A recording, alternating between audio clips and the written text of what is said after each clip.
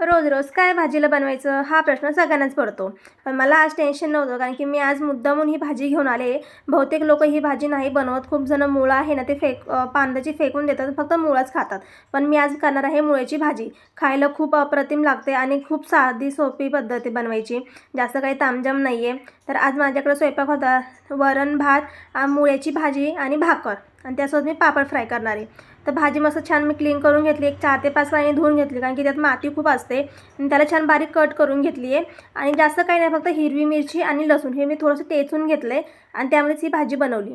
तर ज्या कढईमध्ये मला भाजी बनवायची ना त्याच कढईमध्ये मी थोडंसं तेल टाकून पहिले पापड तळून घेतले.